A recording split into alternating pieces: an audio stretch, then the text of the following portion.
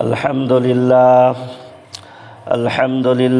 নাহমাদুহু ওয়া নাস্তাঈনুহু ওয়া নাস্তাগফিরুহু ওয়া নাউযু বিল্লাহি মিন শুরুরি আনফুসিনা ওয়া মিন সাইয়্যাতি আ'মালিনা মান ইয়াহদিহিল্লাহু ফালা মুদিল্লা লাহু ওয়া মান ইউদ্লিল ফালা হাদিয়া লাহু ونشهد أن لا إله إلا الله وحده لا شريك له ونشهد أن محمدا عبده ورسوله الذي أرسله بالحق بشيرا ونذيرا وداعيا إلى الله بإذنه وسراجا منيرا فقد قال الله تعالى في كلامه المجيد وفرقانه الحميد أعوذ بالله من الشيطان الرجيم بسم الله الرحمن الرحيم وما أرسلناك إلا رحمة للعالمين وقال النبي صلى الله عليه وسلم ارحموا من في الأرض يرحمكم من في السماء মহান আল্লাহ পাকের দরবারে আমরা লাখো কোটি শুকর আদায় করছি যে আল্লাহ রব্বুল আলামিন আমাদের প্রতি দয়া করে মায়া করে পৃথিবীর সর্বোত্তম স্থান মসজিদে এসে বসার তৌফিক দিয়েছেন, সেই সাথে কোরআন হাদিস থেকে কিছু কথা বলার এবং শোনার তৌফিক দিলেন। সেই মহান মুনিবের দরবারে আমরা সকলে হৃদয়ের সবটুকু শ্রদ্ধা উজাড় করে দিয়ে একবার শুকর আদায় করে নিই, আলহামদুলিল্লাহ। সম্মানিত মুসল্লিনে কিরাম, আজ আমি আলোচনার বিষয় নির্ধারণ করেছি মানুষের প্রতি রসুল করিম সাল্লাল্লাহু আলাইহি ওয়াসাল্লামের দয়া ও ভালোবাসা। আল্লাহ তাআলা যদি আমাকে তৌফিক দেন, আমি এই বিষয়ের উপর সংক্ষিপ্তভাবে আলোচনা করার চেষ্টা করব। আমা তাওফিকি ইল্লা বিল্লাহ। মানুষের জীবনে যতগুলো গুণ থাকে তার মধ্যে একটা বড় গুণ হলো দয়া। মানুষের প্রতি দয়ার অর্থ হলো মানুষের প্রতি ভালোবাসা, মানুষের কল্যাণকামিতা। এই গুণ রসুল করিম সাল্লাল্লাহু আলাইহি ওয়াসাল্লামের মধ্যে এমন ছিল যে তাকে বলাই হয়েছে নবীউর রহমা, দয়ার নবী। তাকে বলা হয়েছে মুহিব্বুল ফুকারা ওয়াল মাসাকিন, এতিম মিসকিন দরদি। আল্লাহ তাআলা কোরআনের মধ্যে বলেছেন ওমা আরসালনাকা ইল্লা রাহমাতাল লিল আলামিন, তোমাকে জগৎবাসীর জন্য করুণা বানিয়ে প্রেরণ করেছি। যখন মানুষের মধ্যে করুণা গুণ অল্প থাকে তখন তাকে বলা হয় করুণাকারী, আর করুণা গুণ যখন বেশি থাকে তখন তাকে বলা হয় সে হলো করুণা। তার পুরো সত্যতাই হলো করুণা, সে হলো করুণার মূর্ত প্রতীক। রসুল করিম সাল্লাল্লাহু আলাইহি ওয়াসাল্লামকে করুণাকারী বলা হয়নি, বরং করুণা বলা হয়েছে। তিনি ছিলেন জগৎবাসীর জন্য সাক্ষাৎ করুণা, সুবহানাল্লাহ। তাকে করুণা থেকে আলাদা করে ভাবাই যায় না, তার পুরো সত্তাটাই হচ্ছে করুণা। মানুষের প্রতি তার এই যে করুণা, কিভাবে সেই করুণা প্রকাশ পেয়েছে? সাধারণভাবে আমরা বুঝি অভাবীর অভাব দূর করে দেওয়া, অসহায় মানুষের পাশে দাঁড়ানো, জনসেবা করা, দুর্গত মানুষদেরকে ত্রাণ সামগ্রী দান করা, এগুলো হলো করুণা। এরূপ করুণা তো রসুল করিম সাল্লাল্লাহু আলাইহি ওয়াসাল্লামের মধ্যে ছিলই। হাদিসের মধ্যে এসেছে, ইন্নাকা লাতাসিলুর রাহিমা ওয়া তাহমিলুল কাল্লা ওয়া তুকসিবুল মা'দুমা ওয়া তুঈনু আলা নাওয়াইবিল হক। আল্লাহর নবী আত্মীয় স্বজনদের সাথে সুসম্পর্ক বজায় রাখতেন। যেসব মানুষ অভাবের কারণে নিজের সংসারের বোঝা বহন করতে পারছে না, আল্লাহর নবী তার সেই সংসারের বোঝা বহন করতেন। যেসব মানুষ অসহায়, যাদের কিছুই নাই, আল্লাহর নবী তাদের জন্য উপার্জন করে দিতেন, নিজের উপার্জন থেকে তাদেরকে দান করতেন। সত্যের উপর চলতে যেয়ে যত রকম বিপদ আপদ আসতে পারে মানুষের সামনে, এরকম বিপদ আপদ আসলে আল্লাহর নবী তার পাশে গিয়ে দাঁড়াতেন। তাহলে সাধারণভাবে আমরা করোনা বলতে যা বুঝি সেসব তো রাসূল করিম সাল্লাল্লাহু আলাইহি ওয়াসাল্লামের মধ্যে ছিলই। তার সবচেয়ে বড় করুণা হলো, তার সবচেয়ে বড় দয়া হলো, তিনি মানুষকে জাহান্নাম থেকে বাঁচানোর ব্যবস্থা করেছেন। ঠিক কিনা? দুনিয়ার কষ্ট ক্লেশে সাহায্য সহযোগিতা করা, দুনিয়ার এই সাময়িক কষ্ট ক্লেশ থেকে উদ্ধার করা যদি করুণা বা দয়া হয়ে থাকে, তাহলে জাহান্নামের অনন্তকালের আযাব থেকে রক্ষা করা তো সবচেয়ে বড় দয়ার কথা হবে। ঠিক কিনা? রাসূল করিম সাল্লাল্লাহু আলাইহি ওয়াসাল্লাম অর্থ সম্পদ দিয়ে মানুষকে আর কতটা সাহায্য সহযোগিতা করবেন? যার নিজের ঘরে দিনের পর দিন চুলায় আগুন জ্বলতো না, সেই মানুষটা আর্থিক সাহায্য আর কতটা করতে পারেন? তারপরেও তিনি করতেন। এমনকি নিজের কাছে না থাকলে ঋণ করেও তিনি সাহায্য সহযোগিতা করতেন। যদিও এটা আমাদের উপর ফরজ ওয়াজিব নয় যে নিজের কাছে না থাকলে ঋণ করেও সাহায্য করতে হবে, কিন্তু কারো যদি আল্লাহর রহমতের উপর এরকম মজবুত বিশ্বাস থাকে, আল্লাহর উপর এরকম মজবুত ভরসা থাকে যে আমি যদি আল্লাহর বান্দাকে সাহায্য করি তাহলে আল্লাহ আমাকে অবশ্যই সাহায্য করবেন, আমি যদি আল্লাহর বান্দার সাহায্যে এগিয়ে আসি তাহলে আল্লাহ অবশ্যই আমার সাহায্যে এগিয়ে আসবেন, এরকম মজবুত বিশ্বাস, এরকম মজবুত ভরসা যদি কারো থাকে, তিনি ঋণ করেও সাহায্য করতে পারেন। এরকম করলে শেষ পর্যন্ত এটাই হবে যে সে তার ঋণ পরিশোধ করতে পারবে আর আল্লাহ পাক তার বিশ্বাসকে মূল্যায়ন করবেন। সুবহানাল্লাহ।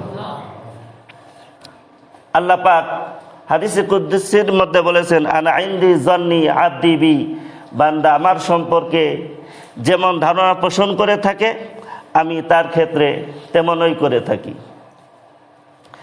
যে কথা বলছিলাম, রাসূল করিম সাল্লাল্লাহু আলাইহি ওয়াসাল্লাম ঋণ করেও মানুষকে সাহায্য করতেন। এরকম দয়া তো রাসূল করিম সাল্লাল্লাহু আলাইহি ওয়াসাল্লামের মধ্যে ছিলই, কিন্তু তার সবচেয়ে বড় দয়া হলো তিনি মানুষকে জাহান্নাম থেকে উদ্ধার করার ব্যবস্থা করেছেন।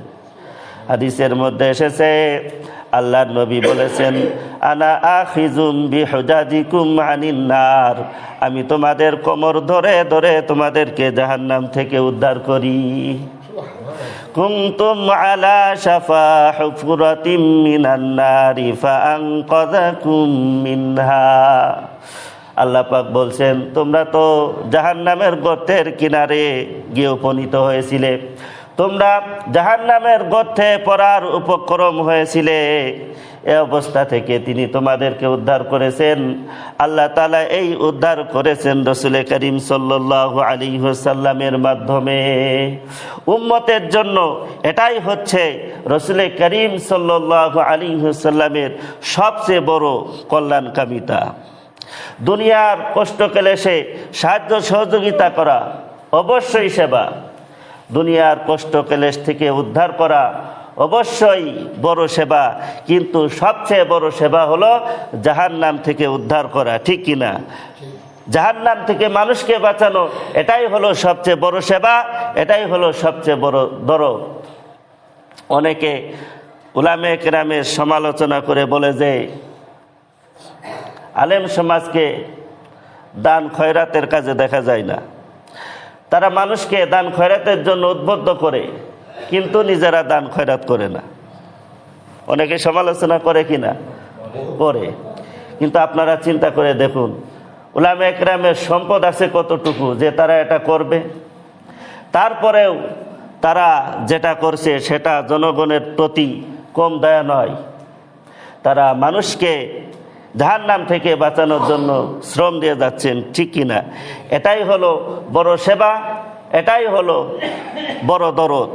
যারা এই দিকটাকে খাটো করে দেখে তারাই উলামে কেরামের এরকম সমালোচনা করতে পারে, ঠিক কিনা? যে কথা বলছিলাম, রসুল করিম সাল্লাল্লাহু আলাইহি ওয়াসাল্লামের সবচেয়ে বড় দয়া কি? তা হলো মানুষকে জাহান্নাম থেকে বাঁচানোর ফিকির। এই ফিকির, এই চিন্তায় রসুল করিম সাল্লাল্লাহু আলাইহি ওয়াসাল্লামের ঠিকমতো ঘুম হতো না। উম্মতের কল্যাণের চিন্তায়, উম্মতের নাজাতের চিন্তায় নিজের আরামের ঘুমকে তিনি হারাম করে দিতেন। কেমন চিন্তা ভিতরে থাকলে সেই চিন্তায় একজন মানুষের ঘুম হারাম হতে পারে? যেমন একজন মানুষের নামে যদি ওয়ারেন্ট জারি হয়ে যায়, পুলিশ তাকে খুঁজতে থাকে, তাহলে তার ঠিকমতো ঘুম হবে? ঠিকমতো ঘুম হবে না। হয়তো সে শয়নও করবে, হয়তো সে ঘুমাবে, কিন্তু 5-10 মিনিট পর পর তার ঘুম ভাঙতে থাকবে। কি জানি কখন কোন দিক থেকে পুলিশের আওয়াজ পাওয়া যায়, ঠিক কিনা? এভাবে তার ঘুম আসলেও বারবার তার ঘুম ভাঙতে থাকবে। রসুল করিম সাল্লাল্লাহু আলাইহি ওয়াসাল্লামের অবস্থা এরকম ছিল। আম্মা জান আয়েশা রাদিয়াল্লাহু তাআলা আনহা বলেছেন, যদি তুমি চাও রসুল করিম সাল্লাল্লাহু আলাইহি ওয়াসাল্লামকে রাত্রে কোনো এক সময় জাগ্রত দেখতে, তাহলে তাকে জাগ্রত দেখতে পাবে।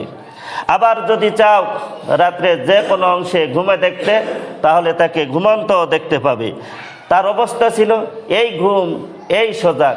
হাদিসের বর্ণনা থেকে বোঝা যায় উম্মতের চিন্তায় তার এই অবস্থা হতো, বারবার তার ঘুম ভেঙে যেত। আম্মা জান আয়েশা রাদিয়াল্লাহু তাআলা আনহা বলেছেন, এক রাত্রে আমি ঘুম থেকে উঠে দেখি আল্লাহর নবী বিছানায় নাই। আমি খুঁজতে বের হলাম, খুঁজতে খুঁজতে জান্নাতুল বাকিতে চলে গেলাম। জান্নাতুল বাকি হলো মদিনার কবরস্থান।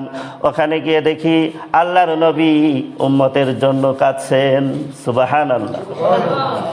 আল্লাহর নবী উম্মতের জন্য কাঁদছেন আর বলছেন, ইন তুআযিবুহুম ফাইন্নাহুম ইবাদুকা ওয়া ইন তাগফির লাহুম ফাইন্নাকা আনতাল আজিজুল হাকীম। আয় আল্লাহ তাআলা, তোমার এই বান্দাদের দোষ ত্রুটি ধরে তুমি যদি এদেরকে শাস্তি দিতে চাও দিতে পারো, যেহেতু তারা তোমার বান্দা। কিন্তু তুমি দয়া করে তাদেরকে সৃষ্টি করেছিলে, তুমি যদি এদেরকে ক্ষমা করে দাও দিতে পারো, তোমার সব ক্ষমতা রয়েছে। আল্লাহ, তুমি দয়া করে এদেরকে ক্ষমা করে দাও। সম্মানিত মুসল্লিনে কিরাম, এভাবে আল্লাহর নবী উম্মতের জন্য কাঁদছেন, বিবির ধারে ঘুমিয়ে আছেন। সেই ঘুম থেকে উঠে গভীর রাত্রে আল্লাহর নবী জান্নাতুল বাকিতে চলে গেলেন, মদিনার কবরস্থানে গেলেন। সেখানে গিয়ে তিনি উম্মতের জন্য কাঁদছিলেন। সুবহানাল্লাহ। তাহলে বোঝা গেল আল্লাহর নবীর উম্মতের চিন্তায় ঠিক মতো ঘুম হতো না, বারবার তার ঘুম ভেঙে যেত। এভাবে তিনি তার আরামের ঘুমকে হারাম করে দিয়েছেন। সম্মানিত মুসল্লিনে কিরাম, রসুল করিম সাল্লাল্লাহু আলাইহি ওয়াসাল্লাম নিজের জীবনের যত চাওয়া পাওয়া হতে পারে সব চাওয়া পাওয়াকে উম্মতের জন্য বিসর্জন দিয়েছেন। নিজের জন্য যা চাইতে পারতেন তা নিজের জন্য না চেয়ে উম্মতের জন্য চেয়েছেন। সুবহানাল্লাহ। যখন কোরআনের এই আয়াত নাজিল হলো, ওয়ালা সাউফা ইউতিকা রাব্বুকা ফাতারদা, যা চাও তোমাকে তাই দেওয়া হবে যতক্ষণ পর্যন্ত তুমি সন্তুষ্ট না হও। তখন রাসূল করিম সাল্লাল্লাহু আলাইহি ওয়াসাল্লাম দুনিয়ার সুখ শান্তি অনেক কিছু চাইতে পারতেন। আল্লাহ পাক তো বলেই দিয়েছেন, আমি যা চাইবো তা দিয়ে তিনি আমাকে সন্তুষ্ট করে দিবেন। কিন্তু এই আয়াত নাজিল হওয়ার পর আল্লাহর নবী নিজের জন্য কিছুই চাইলেন না। বললেন, আমি ততক্ষণ পর্যন্ত সন্তুষ্ট হব না যতক্ষণ পর্যন্ত আমার উম্মতের একটা লোক জাহান্নামে থাকবে। সুবহানাল্লাহ। মুসলিম শরীফের এক বর্ণনায় আছে, একবার আল্লাহর নবী হাত তুলে বারবার বলছিলেন, আল্লাহুম্মা উম্মতি, আল্লাহুম্মা উম্মতি, আল্লাহ আমার উম্মত, আমার উম্মত। আল্লাহ তাআলা হযরতে জিবরাইল আলাইহিস সালামকে কান্নার কারণ জিজ্ঞাসা করতে পাঠালেন। আল্লাহর নবী বললেন জিবরাইল আলাইহিস সালামকে, আমি আমার উম্মতের মাগফিরাতের জন্য কাঁদছি। সুবহানাল্লাহ। আল্লাহর নবী জিবরাইল আলাইহিস সালাম আল্লাহর কাছে চলে গেলেন, আবার ফিরে আসলেন, এসে বললেন, যাও গিয়ে বলো কিয়ামতের ময়দানে উম্মতের ব্যাপারে আপনাকে অসন্তুষ্ট করা হবে না। সুবহানাল্লাহ। উম্মতের কল্যাণের চিন্তায় রাসূল করিম সাল্লাল্লাহু আলাইহি ওয়াসাল্লাম নিজের সব চাওয়া পাওয়াকে যে তিনি বিসর্জন দিয়েছেন তার প্রমাণ পাওয়া যায় আরও এক হাদিসের মধ্যে আছে, লিকুল্লি নাবিয়্যিন দাওয়াতুন মুস্তাজাবা ফাতাআজ্জালা কুল্লু নাবিয়্যিন দাওয়াতাহু ফি উম্মতিহি ওয়া ইন্নী ইখতাবাতু দাওয়াতি শাফাআতাল লি উম্মতি ইয়াউমাল কিয়ামা। আল্লাহ তাআলা দুনিয়াতে প্রত্যেক নবীকে একটা দোয়ার ক্ষমতা এরকম দিয়েছেন যে যা দোয়া করবেন তাই কবুল হবে।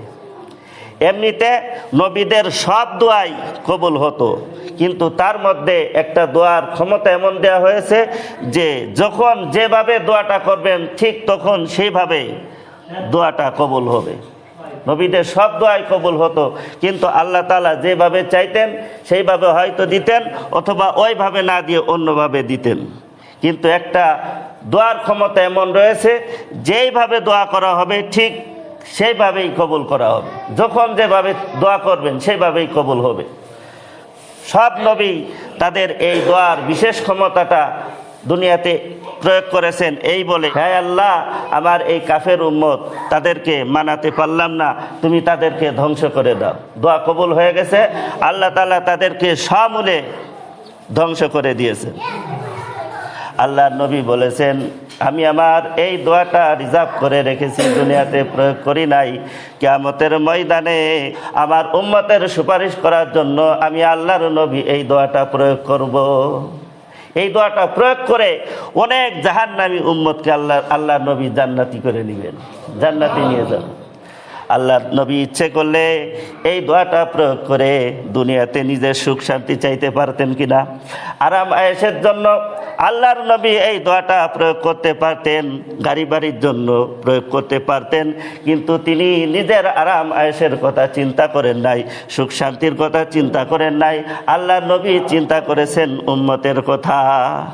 উম্মতের কথা চিন্তা করেই এই দোয়াটাকে আল্লাহ নবী রিজার্ভ করে রেখেছেন। সুবহানাল্লাহ। উম্মতের জন্য, উম্মতের কথা চিন্তা করে নিজের সব দুঃখ কষ্টের কথা তিনি ভুলে গিয়েছেন। তায়েফের ময়দানে আল্লাহ নবীকে কম নির্যাতন করা হয়নি। রসুলকে পাথর মারা হয়েছে, রক্ত ঝরতে ঝরতে পায়ের মোজা পায়ের সাথে আটকে গিয়েছে। এমন মুহূর্তে একজন ফেরেশতা এসে বলল, ইয়া রাসূলুল্লাহ, আমি পাহাড়ের দায়িত্বে নিয়োজিত ফেরেশতা। আল্লাহ বলেছেন, আপনি যদি চান তাহলে দুই পাহাড়কে চাপ দিয়ে পুরো মক্কা এবং তায়েফবাসীকে নিষ্পেষিত করে দিব। আল্লাহর নবী জবাবে বললেন যে, আমি চাই না এরা শেষ হয়ে যাক, বরং আমি আল্লাহর কাছে আশা রাখি এরা বেঁচে থাকুক, এরা না মানুক, ভবিষ্যতে এদের বংশধরদের কেউ না কেউ এক আল্লাহকে বিশ্বাস করবে, এক আল্লাহকে মানবে এবং মুমিন হবে। আল্লাহর নবী যদি ফেরেশতাকে ওই অনুমতি দিতেন তাহলে তো সব শেষ হয়ে যেত কিনা, কিন্তু আল্লাহর নবী সেদিকে তাকান নেই, নিজের দুঃখ কষ্টের দিকে তিনি মোটেও তাকান নেই। উম্মতের কল্যাণ কোনটা, উম্মতের ফায়দা কিসের তা দেখেছেন। মক্কাবাসীরা আল্লাহর নবীকে কম নির্যাতন করেনি, সাহাবীদেরকে কম নির্যাতন করেনি। নির্যাতন যত প্রকার হতে পারে সব প্রকার তারা করেছে। সাহাবায়ে কেরাম সম্পূর্ণ অতিষ্ঠ হয়ে জীবন বাঁচানোর তাগিদে নিজেদের দেশ ছেড়ে চলে গিয়েছেন। কেউ কেউ আবিসিনিয়া দেশে চলে গিয়েছেন। এক পর্যায়ে আল্লাহর নবী সহ সকলে মক্কা ছেড়ে মদিনায় চলে যান। আল্লাহর নবী কম কষ্টে মক্কা ছেড়ে মদিনায় যাননি। যখন আল্লাহর নবী মক্কা ছেড়ে যান, তিনি মক্কার দিকে তাকিয়ে বলছিলেন, হে মক্কা, কত পবিত্র তুমি, কত প্রিয় ভূমি আমার। এরপরে আল্লাহর নবী বললেন, ওলাউলা আন্না কওমি আখরাজুনি মা সাকান্তু গায়রুকি, যদি আমার লোকেরা আমাকে বের করে না দিত হে মক্কা, তাহলে আমি তোমাকে ছেড়ে অন্য কোথাও বসবাস করতাম না। সম্মানিত মুসল্লিনে কিরাম, এই মক্কাবাসীরা আল্লাহর নবীকে কম নির্যাতন করেনি। আল্লাহর নবী নামাজে দাঁড়িয়ে আছেন, নামাজরত অবস্থায় উঠে নারী বুড়ি এনে আল্লাহর নবীর মাথার উপরে ফেলে দেওয়া হয়েছে। সাহাবে কিরাম নিজেদেরকে অসহায় বোধ করছেন। কাফের দলবল, কাফের নেতৃবৃন্দ সেখানে উপস্থিত, কেউ সাহস পাচ্ছে না আল্লাহর নবীর মাথার উপর থেকে নারী বুড়িগুলো সরিয়ে ফেলবে, কেউ সাহস পাচ্ছে না। সাহাবে কিরাম এভাবে আল্লাহর নবী সেজদায় পড়ে রয়েছেন। হযরতে ফাতেমা রাদিয়াল্লাহু তাআলা আনহা টের পেয়ে সেগুলো আল্লাহর নবীর মাথার উপর থেকে সরিয়ে ফেললেন। সম্মানিত মুসল্লিনে কিরাম, এইভাবে কাফের বেঈমানেরা, মক্কাবাসীরা আল্লাহর নবীকে এই নির্মম নির্যাতন করেছিল। এরপরে যখন আল্লাহর নবী মক্কা বিজয় করলেন, তখন যেই সমস্ত লোকেরা আল্লাহর নবীকে, সাহাবায়ে কিরামকে নির্যাতন করেছিল, তারা ভেগে যাওয়া শুরু করলো, এই ভেবে যে এখন মুহাম্মদ সাল্লাল্লাহু আলাইহি ওয়াসাল্লাম প্রতিশোধ নিবে। আল্লাহর নবী বুঝতে পেরে বললেন, লা তাসরিবা আলাইকুমুল ইয়াওম, তোমাদের উপর কোনো অভিযোগ আমার নাই, কোনো প্রতিশোধ আমি তোমাদের থেকে নিব না। তোমরা যে যেখানে থাকাটা নিরাপদ বোধ করো, সে সেখানে নির্ভয়ে নির্বিঘ্নে থাকতে পারো, আমার পক্ষ থেকে কোনো প্রতিশোধ নেওয়া হবে না। সুবহানাল্লাহ। আল্লাহর নবী নিজের জীবনের সব দুঃখ কষ্টের কথা ভুলে গেলেন, একবারও নিজের দুঃখ কষ্টের কথা চিন্তা করলেন না। এই মক্কাবাসীরা আল্লাহর নবীকে কত নির্যাতন করেছিল, এরূপ অবস্থায় মানুষ তার প্রতি কেমন মুগ্ধ হতে পারে? তাই তো প্রত্যেকটা সাহাবী আল্লাহ নবীর প্রতি মুগ্ধ ছিলেন, প্রত্যেকটা সাহাবী রাসূল করিম সাল্লাল্লাহু আলাইহি ওয়াসাল্লামের প্রতি মুগ্ধ ছিলেন। প্রত্যেকের সাথে রসুলের আচরণ এরকম ছিল। রসুলের আচরণ দ্বারা কেউ সামান্যতম কষ্ট পাননি। রাসূল করিম সাল্লাল্লাহু আলাইহি ওয়াসাল্লাম যখন কারোর সাথে কথা বলতেন, তখন তার দিকে পুরাপুরি ফিরে কথা বলতেন। এক মজলিসে যখন অনেক লোকজন থাকে, তখন অনেকের সাথে কথা হতে থাকে, তখন আশেপাশে যারা থাকে তাদের মধ্যে কারোর সাথে কথা বলার সময় তার দিকে না ফিরে কথা বলা যায়, যায় কি না? তার দিকে মুখ না ফিরে কথা বলা যায়, কিন্তু তাতে সে মনে করতে পারে যে আল্লাহ নবী আমাকে মনে হয় তেমন একটা গুরুত্ব দিলেন না। এই জন্য রাসূল করিম সাল্লাল্লাহু আলাইহি ওয়াসাল্লাম যখন কারোর সাথে কথা বলতেন, তখন তার দিকে পুরাপুরি ঘুরে কথা বলতেন, যাতে প্রত্যেকটা সাহাবী মনে করতেন যে রাসূল করিম সাল্লাল্লাহু আলাইহি ওয়াসাল্লাম মনে হয় আমার বিষয়টাকে সবচেয়ে বেশি গুরুত্ব দিলেন এবং আমাকেই রাসূল করিম সাল্লাল্লাহু আলাইহি ওয়াসাল্লাম সবচেয়ে বেশি ভালোবাসতেন। সুবহানাল্লাহ। প্রত্যেকটা সাহাবী রাসূল করিম সাল্লাল্লাহু আলাইহি ওয়াসাল্লামের প্রতি মুগ্ধ ছিলেন। তাই তো সাহাবায়ে কিরাম জীবনের বিভিন্ন মুহূর্তে বলতেন, ফাদাকা আবি ওয়া উম্মি ইয়া রাসূলুল্লাহ, হে আল্লাহ রসুল, আমার মা বাপ, আমার জীবন সব কিছু আপনার জন্য উৎসর্গিত হোক। হযরত ওমর ইবনুল আস রাদিয়াল্লাহু তাআলা আনহু মৃত্যুর সময়, এই ঘটনাটা বলেই আলোচনা শেষ করবো ইনশাল্লাহ, মৃত্যুর সময় কান্নাকাটি করতে লাগলেন। তাকে জিজ্ঞাসা করা হলো, আপনি কাঁদছেন কেন? আপনি তো আল্লাহর নবীর বড় সাহাবী, আপনার তো মাফ হয়ে যাবে। হযরত ওমর ইবনুল আস রাদিয়াল্লাহু তাআলা আনহু বললেন যে আমার জীবনের 3টা স্তর গিয়েছে। প্রথম স্তর ছিল যখন রাসূল করিম সাল্লাল্লাহু আলাইহি ওয়াসাল্লামের চেহারা আমার কাছে সবচেয়ে নিকৃষ্ট ছিল, তখন আমার সবচেয়ে বড় কাম্য বিষয় ছিল রসুলকে হত্যা করে দেওয়া। তখন আমি কাফের ছিলাম। এরপর একটা সময় আসলো যখন আমি ঈমান এনেছি, তখন আমার অবস্থা এরকম হলো যে রাসূল করিম সাল্লাল্লাহু আলাইহি ওয়াসাল্লামের চেহারাটাই আমার কাছে সবচেয়ে প্রিয় হয়ে গেল। সুবহানাল্লাহ। তখন যদি আমার ইন্তেকাল হয়ে যেত, তাহলে আমি নিশ্চিত জান্নাতে চলে যেতে পারতাম।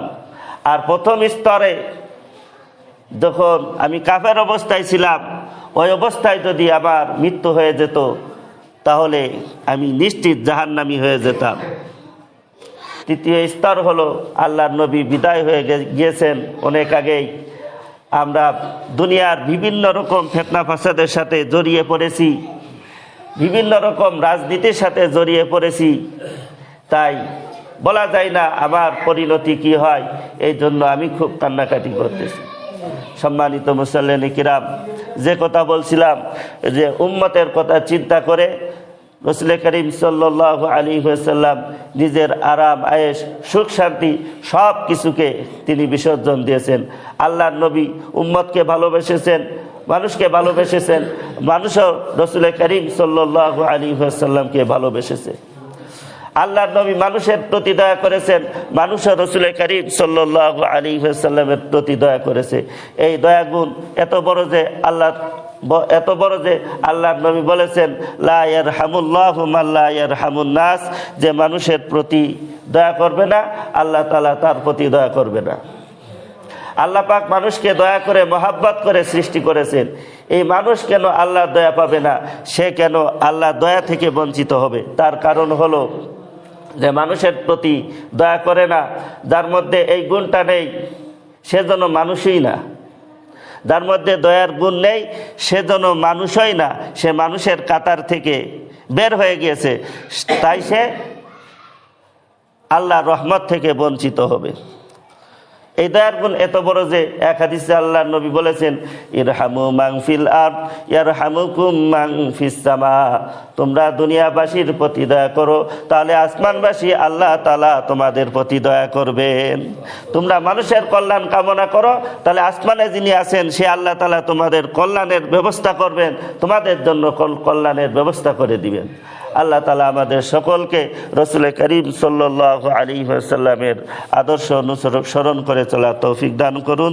আখির দাওয়ানা আলহামদুলিল্লাহি রাব্বিল আলামিন।